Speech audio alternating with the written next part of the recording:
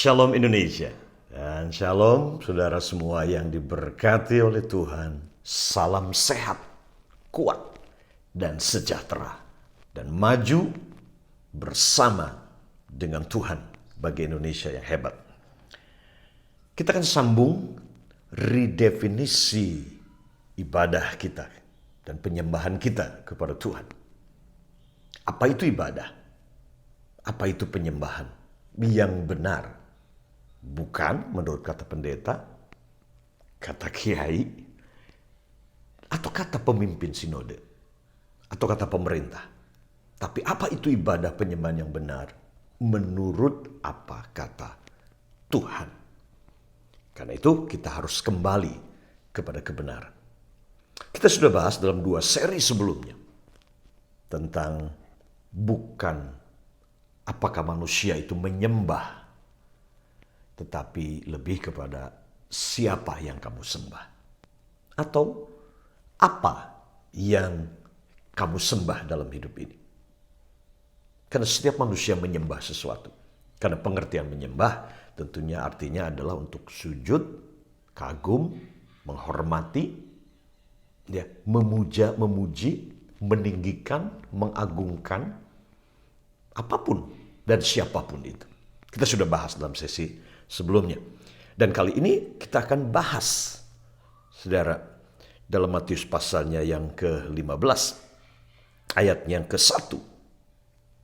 Betapa bahayanya roh agama ketika agama lebih meninggikan syariat, cara, ritual, adat istiadat, lebih daripada Tuhan itu sendiri. Yang memberikan, yang menciptakan segala sesuatu. Nah, coba kita lihat bersama dalam ayat yang ke-1 dalam Matius pasal yang ke-15. Kemudian datanglah beberapa orang Farisi dan ahli Taurat dari Yerusalem kepada Yesus dan berkata, "Mengapa murid-muridmu melanggar adat istiadat nenek moyang kita?"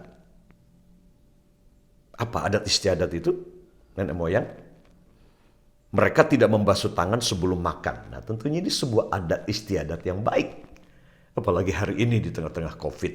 Ini sebuah budaya, peraturan atau adat istiadat yang baik untuk makan sebelum, cuci tangan sebelum makan. Ya, mencuci tangan, membasuh tangan, pakai masker. Ini penting hari-hari ini di tengah-tengah pandemi COVID ini. Ini harus menjadi sebuah budaya hidup. Selalu. Dari kecil kita diajarkan cuci tangan sebelum makan. Cuci kaki sebelum tidur. Kenapa cuci kaki? Supaya jangan kuman-kuman naik semua ke spray ke tempat tidur. Kenapa cuci tangan? Supaya jangan ini tangan habis sentuh segala macam kotoran, debu, dan seterusnya. Dan kuman yang masuk ke mulut kalau kita nggak cuci tangan. So, ini aturan yang baik. Dan dikatakan ayat 3. Tetapi jawab Yesus kepada mereka, "Mengapa kamu pun melanggar perintah Allah demi adat istiadat nenek moyangmu?" Ini konteksnya tentunya murid-muridnya makan. Ya, bicara tentang makanan ini. Ya, mereka begitu concern sekali dengan adat ini. Ya, apa yang kamu makan, cara kamu makan, itu menjadi hal yang sangat diperdebatkan. Kemudian Yesus menjawab mereka, "Mengapa kamu pun melanggar perintah Allah demi adat istiadat nenek moyangmu?" Apa maksudnya? Nah, Yesus berkata gini, sebab Allah berfirman, ini perintah dari Taurat salah satunya, "Hormatilah ayahmu dan ibumu." Dan lagi, siapa yang mengutuki ayahnya atau ibunya, pasti dihukum mati. Wow, ini perintah yang harus kita taati. Tetapi, agama dia berkata begini, kamu berkata, barang siapa berkata kepada bapaknya atau kepada ibunya, "Apa yang ada padaku yang dapat digunakan untuk pemeliharaanmu," memelihara papa ibunya, itu bentuk kita menghormati ayah ibu adalah memelihara mereka, memenuhi kebutuhan mereka, menjaga mereka, watch over your parents. Ya. Apa yang ada padaku dapat digunakan untuk pemeliharaanmu, sudah digunakan untuk persembahan kepada Allah. Jadi katakan orang tuamu sakit, mau makan aja susah, kurang gizi. Dan kamu punya, bisa beri kepada mereka makanan lebih baik, tempat tinggal lebih layak, supaya mereka sehat. Tapi kamu berkata, oh tidak boleh. Uang ini kita harus bawa ke gereja atau ke tempat ibadah atau zakat. Kita bawa kepada mereka. Sampai akhirnya orang tuamu kurus kering. Mereka bahkan akhirnya mati karena kurang gizi dan sakit-sakitan. Tapi kamu berkata bahwa ini uang tidak boleh dipakai buat orang tua. Tapi ini dipakai buat Tuhan. Ya, karena peraturan harus membayar perpuluhan dan persembahan sulung dan seterusnya. Ya, jadi dikatakan apa yang ada padaku dapat digunakan untuk pemeliharaanmu. Sudah digunakan untuk persembahan kepada Allah. Maka dengan kata lain dikatakan Yesus bilang orang itu dengan kata lain tidak wajib lagi menghormati bapaknya atau ibunya. Dengan demikian dengan cara itu firman Allah kamu nyatakan tidak berlaku demi adat istiadatmu. Wow. Firman Allah kalah oleh adat istiadat. Ini yang banyak kali terjadi dalam ibadah-ibadah di semua agama banyak kali. Kita menelantarkan orang tua demi mentaati syariat-syariat agama kita. Syariat-syariat agama kita. Kita telantarkan orang tua. Dan ini yang Yesus maksudkan di sini. Ketika dia berkata hanya kepada Tuhan sajalah kamu menyembah dan kepada dia berbakti. Maka kamu berbakti kepada Tuhan. Salah satu dengan cara kamu berbakti kepada orang tuamu. Bentuk kamu berbakti pada orang tua adalah memelihara mereka, menjaga mereka. Ya. Memenuhi apa yang jadi kebutuhan dasar mereka. Cinta, rasa aman, kesehatan mereka. Itu tanggung jawab kita sebagai anak. Atau tanggung jawab kita sebagai kepada sesama manusia yang menderita. Nah jangan dalih dengan dalih.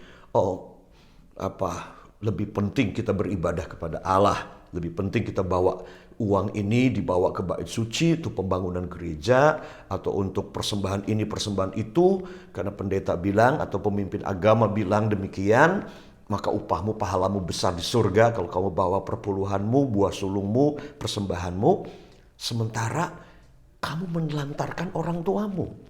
Nah dengan cara ini Tuhan Yesus dia berkata begini, kamu sudah mentuhankan adat istiadat.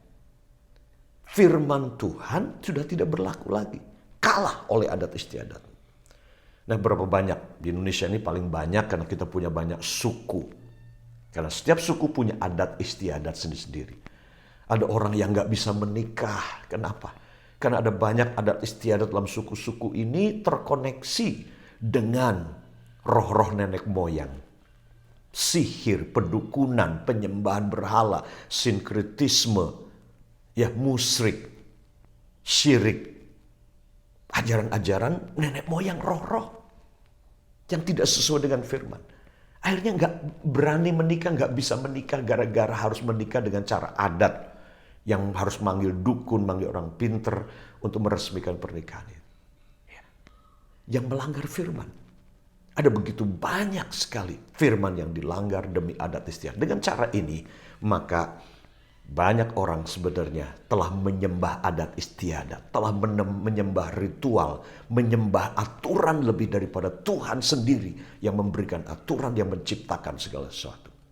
Jadi, hari ini, apa yang saudara sembah? Aturan gereja, aturan agamamu, adat istiadat, ritual? Nah selalu ingat ini. Kita harus kembali selalu kepada Tuhan. Dan kepada dia kita harus berbakti. Dan mungkin saudara berkata, oh agamaku mengajarkan seperti ini. Bahwa kalau membunuh orang yang bukan seagama dengan aku, itu sah, darahnya halal. Apakah benar? Kita harus kembali lagi kepada kebenaran yang bukan apa kata manusia, tetapi apa kata Tuhan. Dan Yesus mengajarkan kepada kita. Dia berkata kalau bicara tentang kebenaran itu relatif menurut agama mana. Tapi saya ingin berkata begini, kebenaran bukanlah sebuah fakta, doktrin, ajaran, tapi kebenaran adalah pribadi. Dan cuma satu yang bisa berkata, akulah kebenaran. Lihatlah Isa Al-Masih, lihatlah kehidupan Yesus. Hidup Yesus, pengajaran Yesus, itulah kebenaran. Karena dia adalah kebenaran, jalan, dan hidup itu. Kita harus mengacu semua kepada kehidupan pengajaran dari Isa Al-Masih. Karena cuma satu yang mati buat kita. Demi cintanya buat kita semuanya. Dia korbankan semuanya untuk kita. Yesus, Tuhan, dia langgar aturan agama. Dia langgar aturan adat istiadat nenek moyang. Karena dia berkata, hanya kepada Tuhan Allahmu dia menyembah dan kepada dia saja kamu berbakti. Bukan berbakti kepada adat, bukan berbakti kepada ritual, bukan berbakti kepada agama pertama-tama, tapi kepada Tuhan Allahmu. Mungkinkah berbakti kepada agama tidak sama dengan berbakti kepada Tuhan, bahkan bertentangan dengan ajaran Tuhan dan sifat Tuhan? Sangat mungkin. Itulah yang menyebabkan intoleransi, radikalisme, dan akhirnya mengujung pada terorisme atas nama agama. Bukan atas nama Tuhan yang sebenarnya, tapi atas nama agama. Oke? Tuhan memberkati saudara. Kita akan lanjutkan dalam seri Redefining Worship. Redefinisi ibadah dan penyembahan yang benar kepada Tuhan. God bless you. Tuhan memberkati.